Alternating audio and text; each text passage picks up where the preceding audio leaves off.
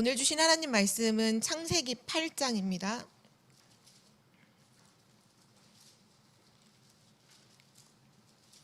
오늘 창세기 8장 1절에서 22절, 우리 8장 전체를 함께 교독하겠습니다.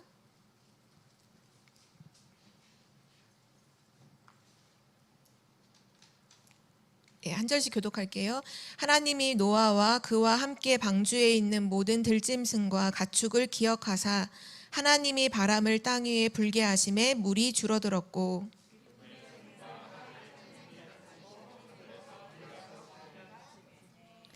물이 땅에서 물러가고 점점 물러가서 150일 후에 줄어들고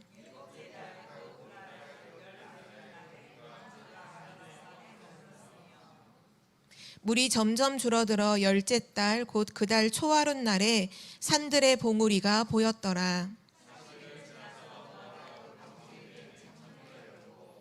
까마귀를 내놓음에 까마귀가 물이 땅에서 마르기까지 날아 왕래하였더라.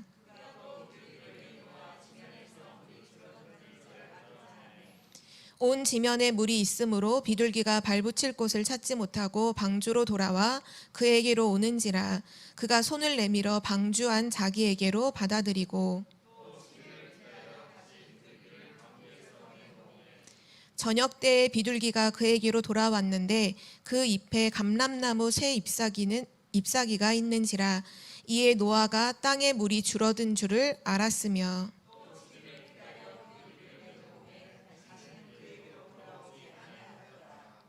601년 첫째 달 곧 그 달 초하룻 날에 땅 위에서 물이 거친지라. 노아가 방주 뚜껑을 제치고 본즉 지면에서 물이 거쳤더니 하나님이 노아에게 말씀하여 이르시되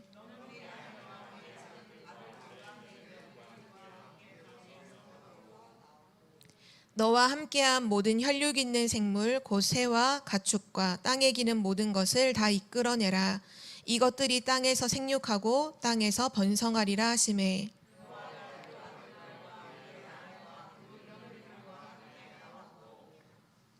땅 위의 동물 곧 모든 짐승과 모든 기는 것과 모든 새도 그 종류대로 방주에서 나왔더라.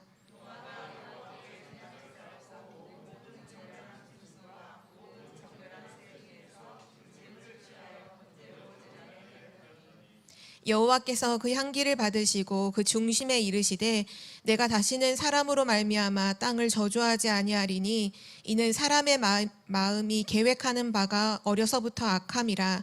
내가 전에 행한 것 같이 모든 생물을 다시 멸하지 아니하리니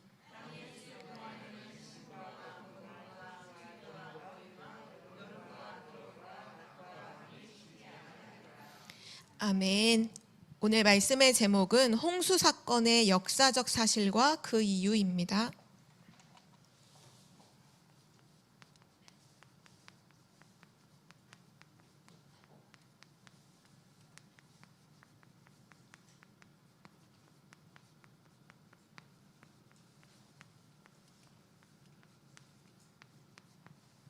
오늘 말씀에 보면은 구체적으로 몇째 달, 몇째 날 이런 부분들이 계속 기록이 나오죠. 13절에 보면 601년 첫째 달 곧 그 달 초하룻 날에 14절에 보면 둘째 달 21의 날에 땅이 말랐더라. 이렇게 구체적인 날짜와 이런 부분들을 기록해 놓았다는 것은 한 가지를 얘기해요. 홍수 사건이 역사적인 사실이라는 거예요. 그냥 성경의 어떤 신화적인 얘기로 옛날에 동화책에 사람들이 상상으로 쓴 이야기가 아니라 분명히 있었던 역사적인 사실이다. 네, 사실이지만 사실은 재앙의 사실이죠. 재앙받았던 사실인데요. 오늘 우리는 그 역사적인 사실을 알 뿐만 아니라 그 홍수 사건이 일어날 수밖에 없었던 이유를 통해서 언약을 붙잡는 오늘 시간이 되어야 하겠습니다. 첫 번째로 이 홍수 사건이 일어날 수밖에 없는 이유는 바로 네피림 시대였기 때문이에요. 우리가 지난번에 읽었었던 창세기 6장 4절에 보면 당시의 땅에는 네피림이 있었고 그 후에도 하나님의 아들들이 사람의 딸들에게로 들어와 자식을 낳았으니 그들은 용사라 고대의 명성이 있는 사람들이었더라. 당시의 땅에는 네피림이 있었다. 그렇게 성경은 기록하고 있죠. 우리가 반드시 기억해야 될 사실은 사단은 지금도 네피림 문화를 통해서 전 세계를 장악하고 있다는 사실이에요. 지금 노아가 살고 있었던 시대에도 네피림이라는 전략을 통해서 그 시대의 모든 사람들을 완전히 사로잡고 멸망으로 끌고 갔던 것처럼 지금도 237 나라를 어떻게 멸망시키느냐, 저거예요. 네피림. 사단의 역사, 사단의 문화가 뭐냐? 네피림 문화. 사단의 전략이 바로 네피림이라는 것을 통해서 사람을 멸망시키죠. 근데 안타까운 것은 지금 살고 있는 사람들이 이 네피림 문화, 이 네피림 시대가 얼마나 무서운 결과를 가져오는지를 사실 세상은 몰라요. 근데 성경에서만 그걸 가르쳐주고 있죠. 네피림 시대에는 항상 뭐가 성행을 하냐 하면요, 모든 사람들이 여기에 집중을 해요. 우상 숭배. 당연히 그럴 수밖에 없죠. 하나님을 떠나 있기 때문에 하나님이 없는 그 사람들에게 뭔가 다른 것을 붙잡고 뭔가 다른 것을 섬기는 길로 갈 수밖에 없죠. 그런데 이 우상 숭배가 무엇인지를 하나님은 성경은 밝히고 있는데요. 출애굽기 20장 4절에서 5절에 보면 너는 너를 위해서 하늘에 있는 것이나 땅에 있는 것이나 땅 아래에 있는 그 어떤 것의 형상도 만들지 말고 그것에 절하지 말고 섬기지 말라. 우상 숭배하는 자는 반드시 아버지로부터 아들에게까지 3, 4대에 이르러서 재앙을 받을 뿐만 아니라 하나님을 섬기는 자는 천대에 이르러 하나님의 복을 받게 될 것이다. 우상 숭배가 뭔가요? 결국 형상을 만들어 놓고 섬기는 거죠. 그런데 하나님은 이 우상 숭배를 하면 뭐라고 말씀? 3, 4대까지 3, 4대에 이르기까지 반드시 재앙이 온다라고 말씀하고 있어요. 그 말은 그냥 그 아들의 아들까지 망한다 정도가 아니라 3, 4대가 망한다는 건 이 창세기로 보면 아브라함, 이삭, 야곱, 요셉까지가 4대죠. 그 4대가 다 망하는 거예요. 그 말은 그냥 전체가 다 망한다는 말이에요. 우상 숭배하면 반드시 멸망이 와요. 재앙이 오죠. 누구도 벗어날 수가 없어요. 그리고 또 고린도전서 10장 20절에 보면 이방인들이 제사하는 것은 귀신에게 하는 것이요 하나님께 하는 것이 아니다. 나는 너희가 귀신과 교제하는 자가 되는 것을 원하지 않는다. 우리나라도 보면 우상숭배 실제적으로 형상 앞에 절하는 그런 우상숭배를 하는 사람도 많이 있지만 우리나라의 어떤 가정의 배경이 다 이거잖아요. 제사. 이 제사라고 하는 부분이 되게 우리나라는 중요하게 여기고 이것이 뭔가 이렇게 가정의 법도 어떤 효의 어떤 근본 이런 걸 생각해서 가장 중요하게 여기죠. 실제 이제 복음을 전하면 그러니까 나이가 좀 어린 친구들은 그렇지 않은데 나이가 많으신 분들은 이거를 묻는 분들이 진짜 많아요. 교회는 제사 지내면 안 되잖아요. 이걸 놓을 수가 없는 거죠. 이 부분에 대한 근데 성경은 분명히 기록하고 있는 게 뭐라고 말씀하는 이 제사는 귀신에게 하는 것이다 라고 말하고 있거든요. 사단은 속임수의 명수예요. 그래서 하나님이 분명히 우상숭배 아까 이 제사가 결국 우상숭배와 같은 거잖아요. 3, 4대에 이르러서 반드시 재앙이 오고 후대가 다 망하는 길이 우상숭배하는 거예요. 그런데 사단은 그걸 교묘히 뒤집어서 이렇게 말해요. 조상을 위하고 가문을 위한 것이 제사를 지내는 거다. 이렇게 해서 사람들이 현혹시키거든요. 죽은 부모님들을 공경하고 그리고 우리 가문이 잘 되는 길이 그것이 제사다. 그렇게 이유를 대서 사람들로 하여금 제사를 못 놓게 만들어요. 그런데 영적인 실상은 뭐냐? 제사는 뭐와 같으냐? 지금 살아남아있는 후대와 가문을 완전히 멸망시키는 길이 바로 제사를 지내는 거예요. 죽은 사람이 귀신이 돼서 돌아와서 제사밥을 먹는 게 아니에요. 이게 우리나라도 보면 되게 문화적으로 이게 뭐 드라마나 영화에서 그런 부분들이 너무 많이 나왔던 것 같아요. 사람이 죽어서 귀신이 되어서 돌아오는 막 이런 것들이 있잖아요. 사람이 죽으면 귀신이 되는 게 아니에요. 귀신은 사단이 부리는 종이에요. 사람은 죽으면 천국이든 지옥이든 하나님 앞에서 심판을 받고 둘로 갈라지는 것일 뿐이지 절대 귀신으로 뭐 이렇게 되어서 돌아오는 법이 없어요. 근데 사단이 속이죠. 귀신이 가장을 해서 부모인 것처럼 조상인 것처럼 가장을 하고 찾아와서 제사밥을 먹는다고 착각을 하잖아요. 그런데 꼭 기억해야 돼요. 이 제사가 결국은 무엇을 망하게 만드는 길이냐? 후대와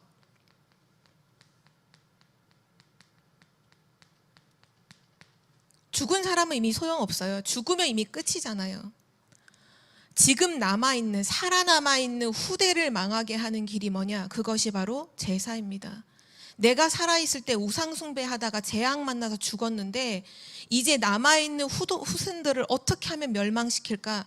그게 제사라는 거예요. 그래서 우리는 오늘도 하나님 말씀 앞에서 올바른 영적 사실을 딱 봐야 되고요. 또 골로새서 3장 5절에서 6절에 보면 탐심은 우상숭배다 이렇게 말씀하고 계시거든요. 탐심은 우상숭배다. 하나님의 진노하심을 반드시 당하게 된다. 우리가 눈에 보이는 형상을 섬기는 것도 우상숭배이지만 마음으로 우상숭배하는 것도 반드시 멸망을 받아요. 탐심이라는 게 마음으로 섬기는 우상숭배잖아요. 내가 하나님보다 더 사랑하는 것, 내가 하나님보다 더 원하는 것, 그 탐심은 우상숭배이기 때문에 반드시 하나님의 진노가 머물 수밖에 없음을 성경은 이제 말씀하고 있죠. 하나님께서 왜 성경에 이렇게 우상 숭배를 하는 것을 하나님이 왜 막으시고 또 우상 숭배를 가장 싫어하신다고 기록하셨잖아요. 왜 하나님은 우상 숭배를 막으셨을까요? 이유는 한 가지예요. 이 우상 숭배하는 것이 바로 사단의 활동이기 때문이에요. 우상 숭배는 가장 확실하게 활동하는 사단의 역사임을 성경은 기록하고 있습니다. 이스라엘이 망하는 그 시기에 언제든지 했던 것이 우상 숭배였고요. 강대국들이 언제든지 멸망하기 직전에 항상 했던 것이 뭐냐? 우상 숭배 완전 극을 달리죠.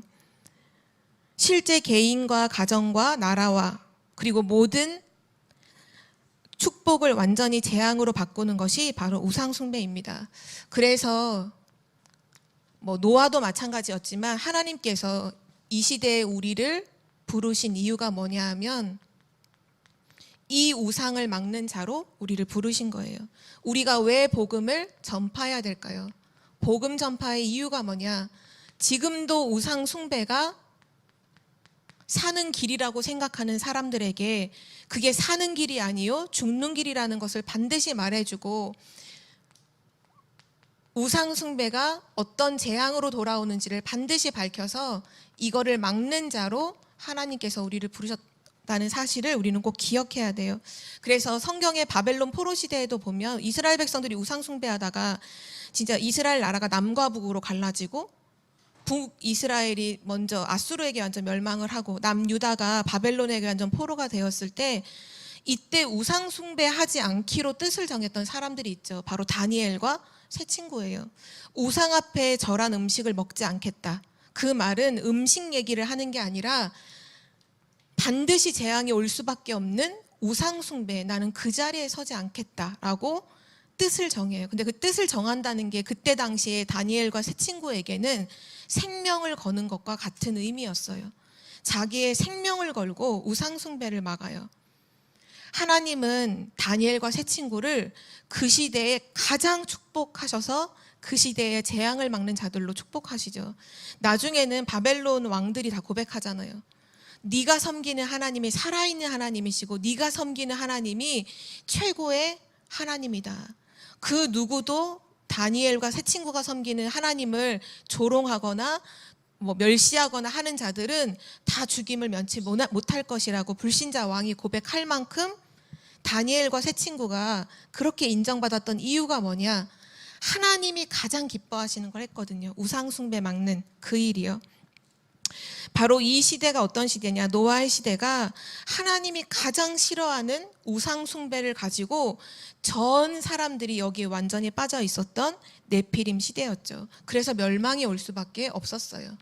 또 이 시대는 어떤 시대였냐 하면 완전한 타락 시대. 하나님의 은혜가 단 한순간도 없는 타락 시대였죠. 6장 5절에 보면 이렇게 나와 있는데요. 여호와께서 사람의 죄악이 세상에 가득함과 그의 마음으로 생각하는 모든 계획이 항상 악할 뿐임을 보시고.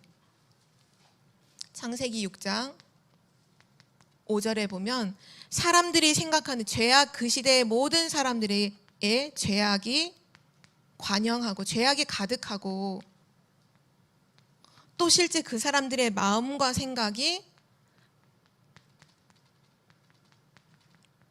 언제나 악할 뿐이었다라고 성경은 기록하고 있죠. 마음과 생각은 그릇과 같아요. 그래서 하나님이 우리를 창조하셨을 때 그 우리의 마음과 생각 속에는 하나님의 언약, 하나님이 주신 그 말씀들이 담겼죠. 그런데 하나님을 떠나는 그 순간 그 마음과 생각은 비어 있어요. 그 비어있는 마음과 생각에 사단이 갖다주는 12가지의 재앙과 저주가 가득 담겨 있으니 그 마음과 생각이 언제나 하는 것이 악한 것일 뿐이라고 성경은 기록하고 있습니다. 실제 우리도 항상 그래서 우리의 마음과 생각을 항상 챙겨야 돼요. 지금 내가 무슨 생각을 하고 있는가? 지금 내가 어떤 마음을 품고 있는가? 이상한 생각, 이상한 마음이 있는 게 아니라 마음과 생각은 그릇과 같아서 그 마음과 생각 속에 뭐가 담기느냐에 따라서 응답이 그대로 오죠. 그래서 실제 하나님의 사람들은 우리의 생각 속에 뭐가 있어야 하느냐? 하나님의 말씀이 우리 생각 속에 있어야 해요. 그래서 언제든지 하나님의 말씀을 생각할 수 있어야 돼요. 실제 마음에 무엇이 담겨야 할까요? 하나님의 언약, 복음, 그리고 하나님의 완전한 말씀이 담겨 있어야 돼요. 시편에 보면 다윗이 이런 고백을 하잖아요. 나의 입술의 모든 말과 내 마음의 묵상이 주께 연락되기를 원하나이다. 내 마음속에 하나님의 말씀이 담겨서 그 마음속에서 말씀이 묵상되어질 때 우리의 영혼은 소성케 되고 우리의 모든 마음과 생각 속에 있는 상처는 치유되어지고 실제 서밋으로 설 수가 있는 거죠. 뭐 나쁜 마음, 나쁜 생각이 있는 게 아니라 이 속에 뭐가 담겨 있느냐. 그러니까 말씀이 담겨져 있지 않다면, 하나님의 말씀이 없다면 비어 있는 거예요. 그 비어 있는 마음과 생각을 무차별적으로 공격하는 게 바로 사단이잖아요. 마음과 생각을 틈타는 자, 마음과 생각에 다른 것을 집어넣는 자. 가룟 유다도 보면 성경에 보면 사단이 가룟 유다의 마음에 예수를 팔 생각을 넣었더라 이렇게 말하거든요. 지금 내 마음과 생각에 하나님 말씀 없으면요, 사단이 끊임없이 다른 것을 집어넣어요. 노아 그 홍수 사건이 일어났을 그 당시에 사람들의 생각과 마음이 어땠냐? 완전히 비어 있는 곳, 하나님이 없는 그곳에 사단이 악을 행할 수밖에 없는 것을 가득가득 넣었던 거죠. 그래서 이러한 생각과 마음 속에서 나오는 것이 결국 삶이잖아요.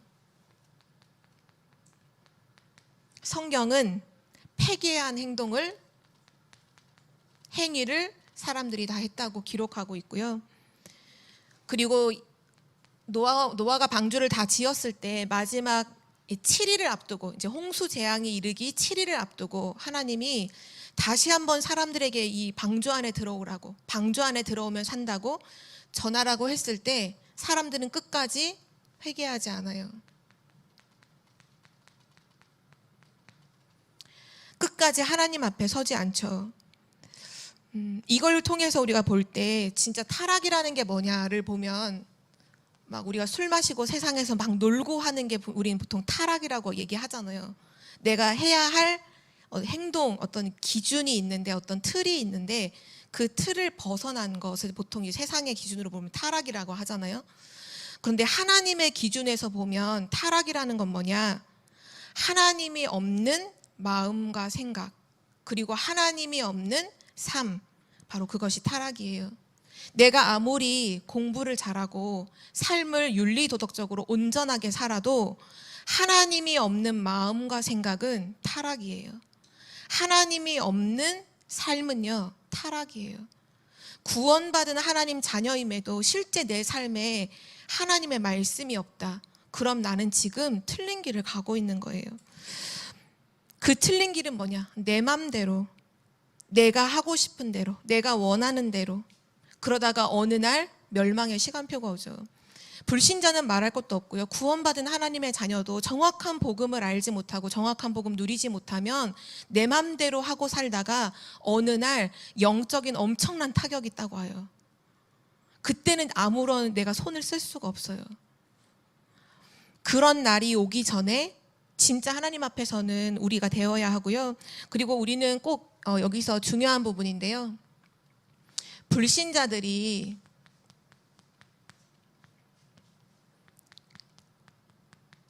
실제 망하는 이유를 불신자들은 잘 몰라요. 구원받은 하나님의 자녀가 분명하게 알아야 될 것은 뭐냐? 불신자가 죽는 이유를 정확하게 알고 말해줘야 돼요. 성경만 말씀하고 있죠.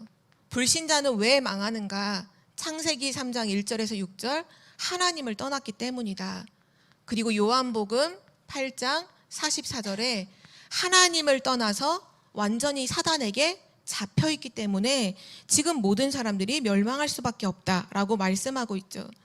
하나님을 떠나서 사단에게 완전히 잡혀있기 때문에 실제 그들의 삶은 어떻게 사느냐? 에베소서 2장 2절에 보면 그때 너희는 그 가운데서가 뭐냐? 바로 1절에 허물과 죄로 죽었던 너희, 영적으로 하나님을 떠나서 완전히 죽었어요. 죽어있는 그 영혼을 사단이 완전히 사로잡아서 종로로 시키고 있거든요. 그 가운데서 행하여 이 세상 풍조를 따르고, 이 풍조를 따르고 지금 불순종의 아들들 가운데서 역사하는 영을 따랐으니 바로 사단이죠. 그리고 이 세상 풍조가 뭐냐? 바로 우상 숭배예요. 세상 사람들이 하는 방법. 하나님을 떠나 있는 모든 사람들이 지금 사단에게 잡혀서 우상 숭배하고 사단을 따라 살고 있어요. 그러니 당연히 오는 문제가 뭐냐? 에베소서 2장 3절에 내 마음과 생각대로 하며 사는 줄 아는데 실제는 본질상 진노의 자녀, 진노가 계속 임해요. 그리고 마태복음 11장 28절에 보면 수고하고 무거운 짐진 자들아 이렇게 말씀하시잖아요. 지금 실제 생각과 마음과 정신 상태가 어떠냐? 완전히 수고하고 무거운 짐을 진 상태로 살아가고 있어요. 지금 하나님을 떠나 있는 사람들이 실제 겪고 있는 문제가 이거잖아요. 정신병. 그러니까 마음과 생각이 병드는 거예요. 실제 막 끊임없이 염려가 되고 불안과 두려움이 오는데 그 두려움이 그냥 단순한 두려움이 아니라 공포로 다가와요. 공포가 말잖아요. 우리가 막 공포 체험 같은 거 할 때 극도로 막 긴장돼서 죽을 것 같은 느낌, 그 느낌으로 두려움을 겪고 있어요. 불신자들이. 그래서 오는 문제들이 공황증, 불안증, 공포증 너무 많잖아요. 좀 인터넷 검색을 해봤더니 정신과 그 병에서 공포증에 해당되는 그 병이 엄청 많더라고요. 무슨 공포증 말할 수밖에 없는 그런 질병들이 너무 심각하게 많아요. 우울증, 조울증 말할 것도 없고요. 하나님을 떠나 있는 상태 속에서 사단에게 완전히 눌려서 정신이 완전히 병들어 있고 또 그 문제가 어디까지 내려가느냐? 실제 육신까지도 병들어서 삶이 안 될 만큼, 육신이 병든다는 건 실제 삶도 병든 삶을 살고 있어요. 가정주부가 가정에서 아이들을 케어할 수 없을 만큼 삶이 무너져요. 사회생활을 하고 일을 해야 되는데 사회생활을 할 수 없을 만큼 다 무너져 있어요. 학생이 학교에서 공부를 하는데 공부 뭐 좀 점수를 잘 맞고 이 정도가 아니라 거기 앉아 있을 수 없을 만큼 삶이 다 무너져 있어요. 꼭 질병만이 병이 아니에요. 삶이 안 되는 것도 병이에요. 하나님을 떠나 있는 영적인 문제가 정신과 마음과 생각과 육신까지도 다 병들게 만들죠. 그리고 나서 모든 사람은 한 번은 다 죽잖아요. 누가복음 16장 19절에서 31절에 보면 부자와 나사로 비유를 통해서 모든 사람이 죽죠. 그리고 반드시 심판 앞에 서게 돼요. 그리고 하나님을 떠나 있는 사람은 사단에게 완전히 사로잡혀 지옥에 가게 되죠. 그리고 이것으로 끝나는 것도 아니라 아까 나왔던 것처럼 출애굽기 20장 4절에서 5절 3, 4대까지 망하는 재앙이 계속되어져요. 그리고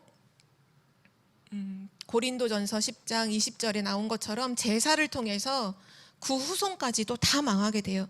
영적인 대물림이 계속된다는 말이죠. 이것이 지금 불신자들이 실제 망하는 6가지의 모습이에요. 한 가지만 해결되면 돼요. 영접하는 자, 곧 그 이름을 믿는 자들에게는 하나님의 자녀가 되는 권세를 주셨으니, 예수가 그리스도이심을 정확하게 알고 영접하는 그 순간 신분이 바뀌면요, 그대로 끝나요. 신분이 바뀌면 완전히 끝나요. 내가 끝내는 것이 아니라 그리스도께서 십자가에서 이미 끝내 놓으셨어요. 그것을 믿을 때 나의 것이 되는 거죠. 그리스도의 능력이 나의 능력이 돼요. 왜냐? 그리스도의 생명이 나의 생명 되니까요. 생명이 오면 그 생명 안에서 능력은 따라오는 거예요. 그래서 지금 세상 사람들은요, 실제 현장에 가보면 원인을 모르고 고통을 당하고 있어요. 지금 뭐 우상숭배하고 정신적인 어려움을 겪고 너무너무 많아요. 특히 이런 문제를 겪고 있으면 반드시 그 자녀들은요, 멸망받고 있는데 그걸 몰라요. 말해줘야 돼요. 이걸 말해줘야 돼요. 그냥 예수 그리스도를 믿어라, 예수를 믿어라, 이게 아니라 왜 멸망받을 수밖에 없는지를, 이유를 정확하게 말해줘야 그 사람들이 그럼 어떻게 해야 되는데요, 이렇게 나온다니까요. 저도 이번 주 월요일 날 어떤 분이, 교회 이제 저희 집사님 중에 한 분이 같이 일하시는 현장에 복음을 이렇게 전해봤는데 이 반응을 보인 거예요. 그래서 저를 연결시켜 주셔서 월요일 날 이제 교회에서 만나서 이 복음을 전했거든요. 바로 얘기했어요. 바로 이제 복음 편지 1과를 전하면서 왜 인간은 행복이 없는가 쭉 말하는데 하시는 얘기가 전부 다 자기 얘기라는 거예요. 하나님을 떠나 있는 이 모든 것이 다 내 얘기라는 거예요. 그래서 어떻게 하면 돼요? 라고 하시더라고요. 그래서 함께 영접 기도를 하고 앞으로 계속 월요일마다 만나기로 했거든요. 말해줘야 돼요. 왜냐? 모르기 때문이에요. 그분이 그런 얘기를 하시더라고요. 너무 억울하다고. 이걸 몰라서 자기가 너무 억울하다고. 지금까지 내가 이걸 모르고 살았다는 게 너무너무 억울하다고 이렇게 표현을 하더라고요. 종교 생활로요? 절대 불가능해요. 종교 생활로 안 된다는, 이 문제 종교 생활로 절대 해결 불가능해요. 예수 그리스도를 믿음으로 끝나는 줄 믿습니다. 이 이야기를, 이 사실을 노아가 방주를 만들므로 그 시대에 전달했던 거였어요. 노아의 홍수 사건은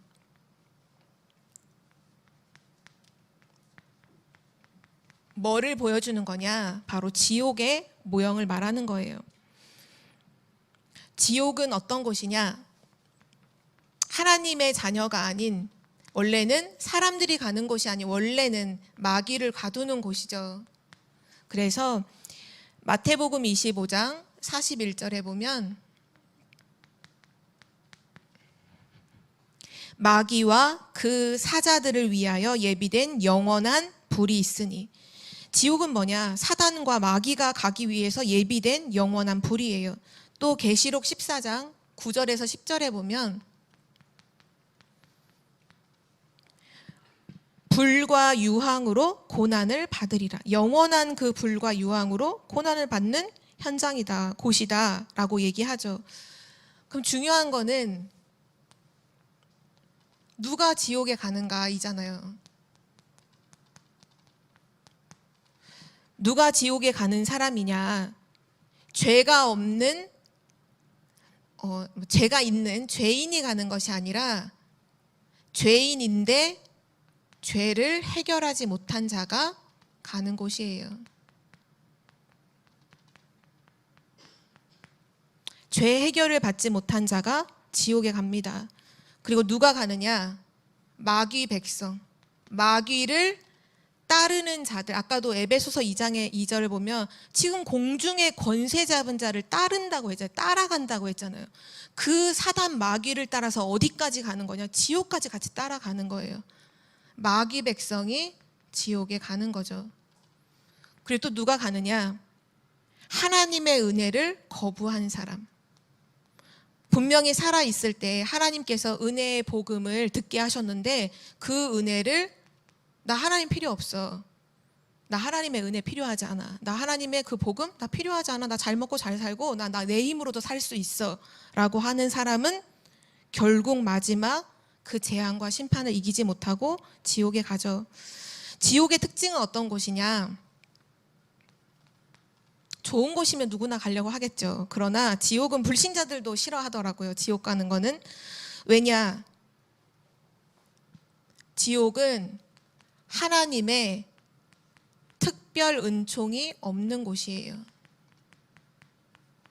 하나님의 은혜, 하나님의 은총에는 두 가지가 있어요. 특별 은총이 있고요. 일반 은총이 있죠. 특별 은총은 뭐냐? 죄인인데 하나님이 그 사람을 그리스도로 용서하시고 구원받게 하시는 거. 그것이 하나님이 주신 특별한 은총이에요. 구원받은 사람은 그래서 하나님의 특별한 은혜를 받은 사람이에요. 근데 지옥은 어디냐? 하나님의 특별 은총이 없어서 구원함이 더 이상 없어요. 끝났어요. 그리고 지옥은 어떤 곳이냐? 하나님의 일반 은총도 없는 곳이에요. 일반 은총은 그거예요. 구원받은 사람이나 구원받지 못한 사람이나 동일하게 베풀어 주시는 하나님의 사랑과 돌보심이죠. 하나님께서 똑같이 이 시대 비가 내릴 때 구원받은 사람은 비 안 맞고 구원 못 받은 사람은 비 맞고 그러지 않잖아요. 매일 비를 내리시고 또 해가 뜨게 하시고 또 먹을 것을 주시고 1년의 계절이 가을, 봄, 여름, 가을, 겨울이 바뀌고 아침에 해가 뜨고 밤에 해가 지고 하는 이 모든 지구가 돌아가고 달이 이렇게 별이 뜨고 하는 이 모든 것들이 다 하나님의 일반 은총 속에서 이루어지는 일이죠. 하나님의 돌보심이 단 하나도 없어요. 그리고 여기 지옥에 있는 사람이 갑자기 귀신이 돼서 제사밥을 먹으러 가고 그런 거 없어요. 오고 갈 수 있는 길이 없어요. 그리고 사람의 교제도 없는 곳이에요. 어떤 사람들은 간혹가다 그런 사람들이 있어요. 자기 부모님이 예수님을 믿지 않고 이제 지옥에 갔는데 그럼 자기도 그냥 지옥을 가겠다는 거예요. 가서 부모님을 만나기 위해서. 그러나 지옥은 지옥 가서 부모님을 만나고 내가 사랑하는 아내를 만나고 자녀를 만나고 그런 거 없어요. 죽음 이후로 이미 끝인 거예요.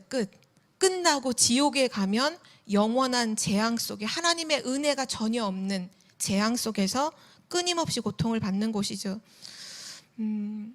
그래서 이걸로 협박해서 구원받게 하고 이럴 필요는 없는 것 같아요. 그게 아니라 진짜 우리에게 길 되시고 진리 되시고 생명 되신 예수 그리스도를 진짜로 전달하고 복음을 증거할 때 구원받으며 하나님과 함께하는 행복을 누리잖아요. 그 참된 복음을 증거해 줘야겠죠. 그래서 오늘 말씀의 결론인데요. 오늘 우리가 읽었던 성경 구절에 보면 8장 20절에 노아가 방주에서 나오자마자 한 것이 있어요.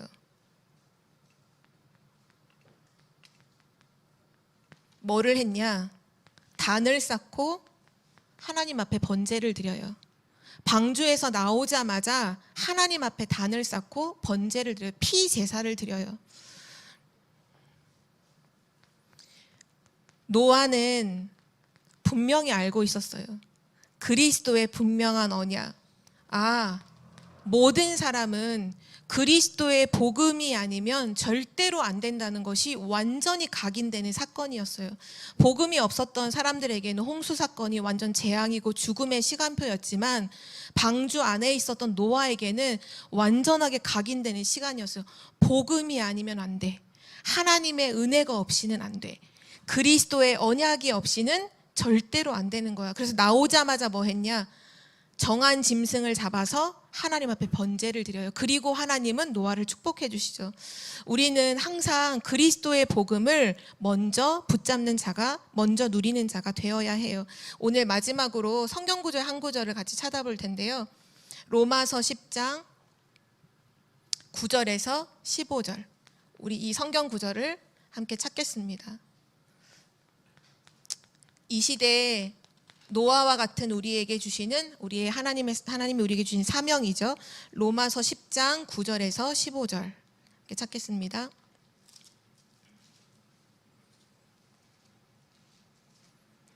우리 한 절씩 교독하겠습니다.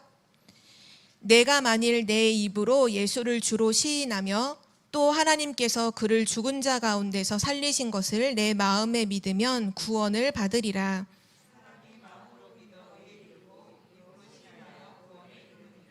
성경에 이르되 누구든지 그를 믿는 자는 부끄러움을 당하지 아니하리라 하니,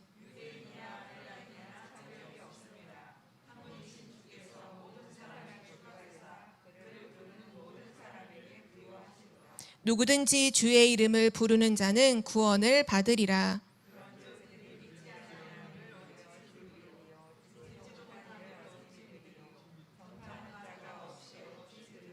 15절을 함께 읽을게요. 보내심을 받지 아니하였으면 어찌 전파하리요.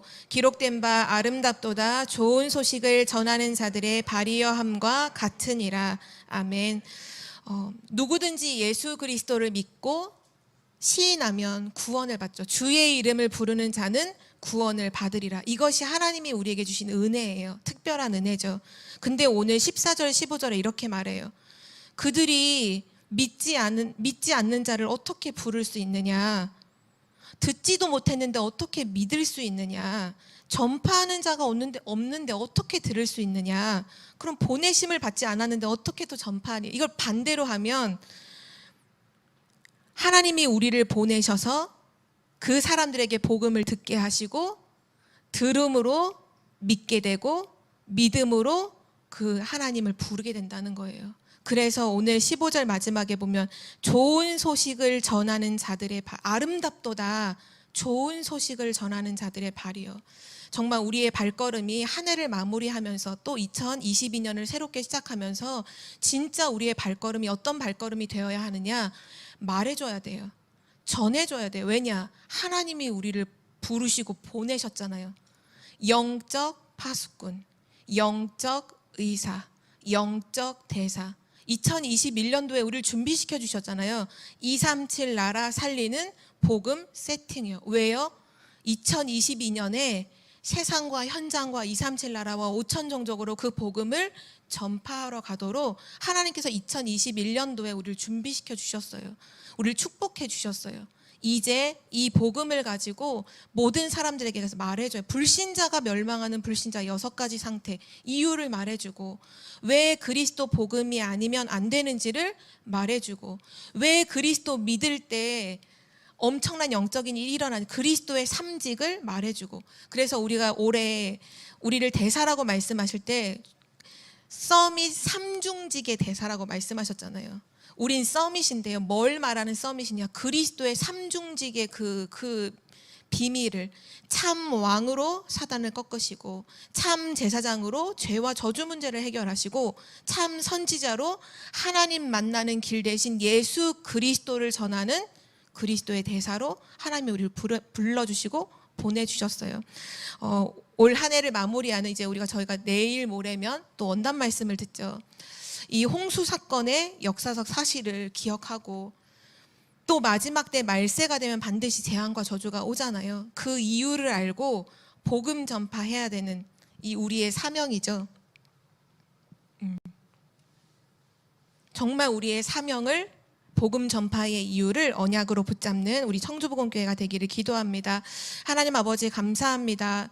올 한 해 동안 정말 하나님께서 날마다 복음의 말씀을 강단을 통해서 듣게 하심으로 237 나라 살리는 복음을 세팅시켜 주시고 전 세계 현장을 살릴 수 있는 영적인 파수꾼, 영적 의사, 영적 대사로 인도하신 하나님 참으로 감사를 드립니다. 완전히 네피림 문화로 모든 것이 타락되어 있는 그 시대 속에 복음을 가지고 하나님의 은혜를 받았던 노아처럼 먼저 구원의 축복을 받고 이 구원의 비밀을 누리고 있는 우리가 정확한 복음을 현장에 전달하도록 날마다 성령의 충만함을 허락하여 주옵소서.